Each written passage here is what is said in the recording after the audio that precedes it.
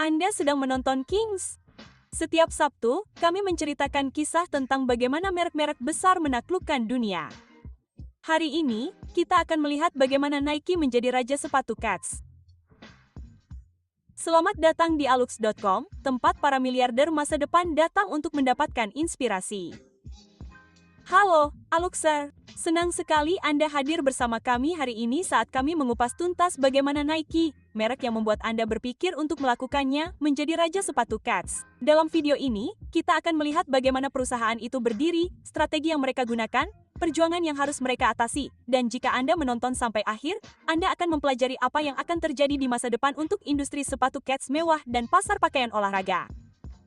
Nike, gambaran besarnya. Ketika Anda memikirkan merek seperti Nike dengan 1.182 tokonya di seluruh dunia dan sekitar 73.000 karyawannya, Anda akan mengira perusahaan itu sudah ada lebih dari setengah abad.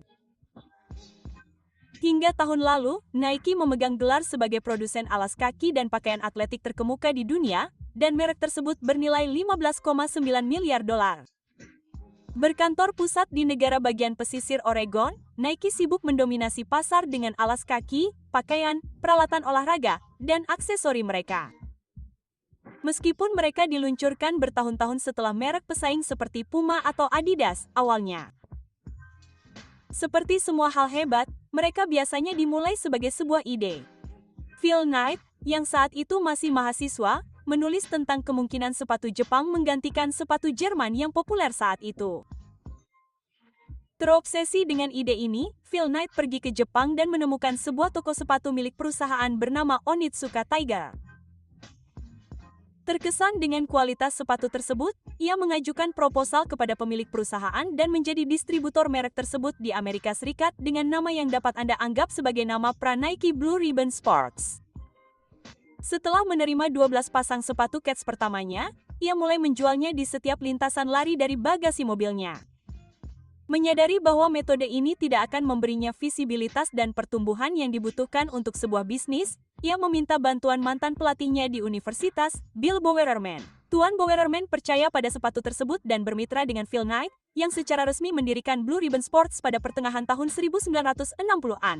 Mereka menginvestasikan $1.000 untuk pesanan pertama mereka sebanyak 300 pasang sepatu, yang terjual habis dalam waktu 3 bulan, mengakhiri tahun tersebut dengan penjualan sebesar $8.000, yang memungkinkan mereka untuk mempekerjakan tenaga penjualan untuk perusahaan tersebut. Ketika perusahaan tersebut berkembang pesat selama 10 tahun berikutnya, mereka menyadari bahwa desain mereka menguntungkan perusahaan tersebut. Ketika salah satu desain Bill Bowerman menjadi pusat perhatian di Olimpiade 1968 di Meksiko. Mereka memutuskan bahwa untuk memperluas dan mempertahankan kendali atas desain mereka, mereka perlu beralih dari distributor menjadi produsen sepatu kets mereka sendiri. 8 tahun kemudian, tepatnya pada tahun 1972, di akhir kontrak mereka dengan Onitsuka, Phil Knight berhasil meluncurkan merek seperti yang kita kenal sekarang, Nike, dengan logo swoosh yang kini menjadi ikon, yang saat itu hanya dibayar oleh perusahaan sebesar $35. Perjuangan yang berat. Phil Knight tahu bahwa memulai bisnis pada saat itu akan sulit, dan ia seringkali mendapat kata-kata yang mengecilkan hati dari orang-orang di sekitarnya. Phil berkata, "Kami tahu bahwa kami bisa gagal. Kami hanya tidak menyangka akan gagal. Kami senang melakukan apa yang kami lakukan, dan kami saling mencintai." Petik 2. Tidak ada pengacara atau kuasa hukum yang terlibat, dan sebenarnya saudara perempuannya lah yang pergi ke balai kota untuk mendapatkan lisensi. Perjuangan terbesarnya dalam mendirikan Nike adalah tidak memiliki cukup uang. Perusahaan modal Ventura tidak menyediakan pendanaan seperti yang mereka lakukan saat ini. Masalah besar lainnya yang mereka hadapi adalah harus berurusan dengan produsen Onitsuka yang memenuhi permintaan lokal mereka di Jepang sebelum mengirimkan sisanya ke AS. Jadi, mereka menunggu hingga kontrak mereka dengan Onitsuka Tiger berakhir dan mulai memproduksi sepatu kets untuk strategi mereka sendiri.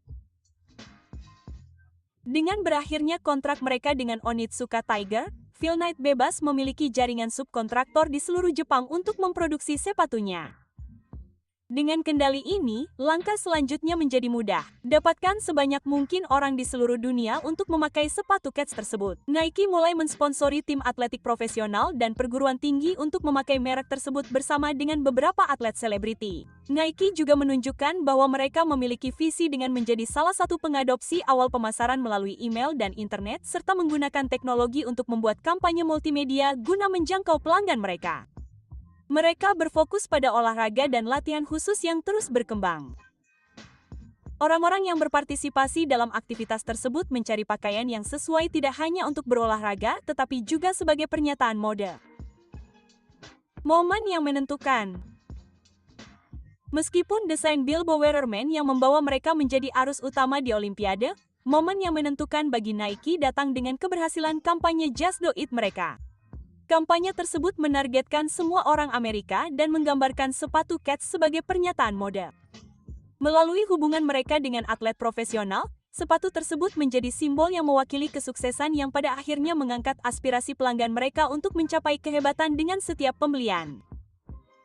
Temen aku kirim satu drama pendek. Awalnya cuma mau nonton Si pelanggan mereka untuk mencapai kehebatan dengan setiap pembelian. Nilai ketika Anda berpikir tentang sepatu kets dan pakaian kebugaran, ada banyak hal yang perlu dipertimbangkan. Namun, hal ini telah menghasilkan produk yang lebih baik.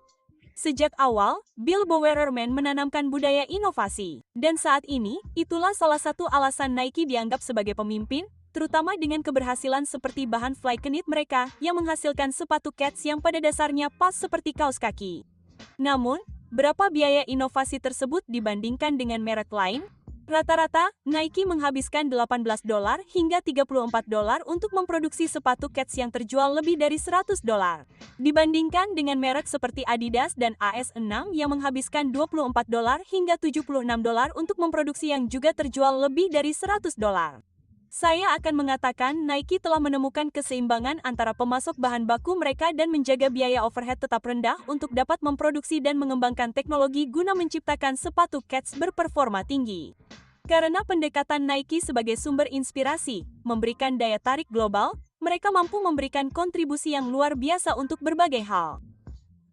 Pada tahun 2012, mereka menjadi bagian dari kampanye Product Red yang ditujukan untuk mencegah penularan HIV dari ibu ke anak. Nike juga memiliki program duta yang memungkinkan 3.900 karyawannya untuk berpartisipasi dalam mendidik anak-anak tentang cara hidup sehat dan aktif. Sekarang tanyakan pada diri Anda, apa yang merek yang Anda kenakan lakukan untuk memberi kembali? Kontroversi.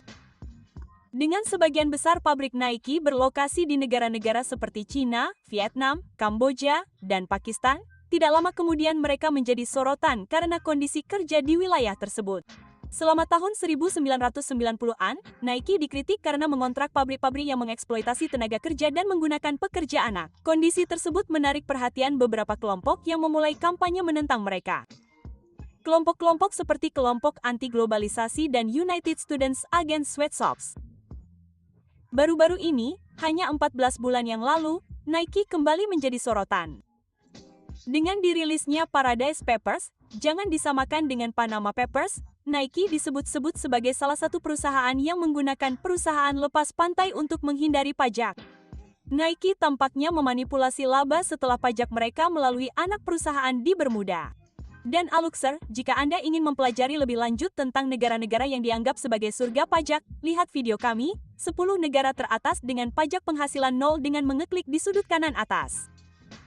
Hasilnya, untuk sepenuhnya memahami apa yang diperlukan untuk membuat merek yang sukses seperti Nike, Anda harus ingat bahwa itu dimulai sebagai sebuah ide dan seorang pria yang bersedia melakukan perjalanan melintasi benua untuk mewujudkannya.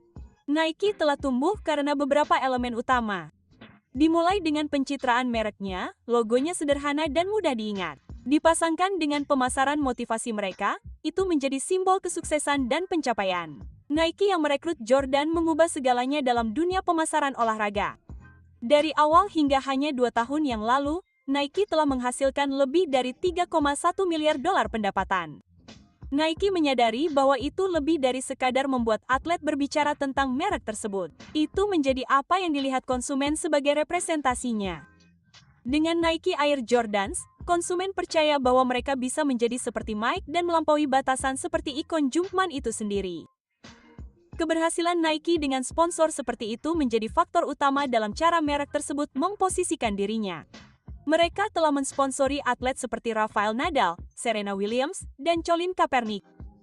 Baru-baru ini, Nike menandatangani kontrak 8 tahun dengan NBA, menjadi pemasok seragam resmi liga, dan mereka menandatangani kontrak seumur hidup dengan LeBron James, yang akan membuatnya menerima lebih dari $1 miliar pada saat ia berusia 64 tahun.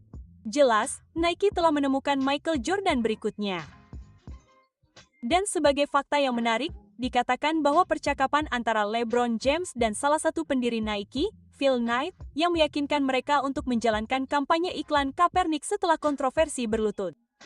Phil Knight melobi untuk iklan tersebut dengan mengatakan, tidak masalah berapa banyak orang yang membenci merek Anda, selama cukup banyak orang yang menyukainya. Pendapatan Nike meningkat menjadi $36.40 miliar pada tahun 2018 dari $34 miliar tahun lalu. Mereka telah mengalami pertumbuhan yang stabil antara tahun 2000 hingga 2017.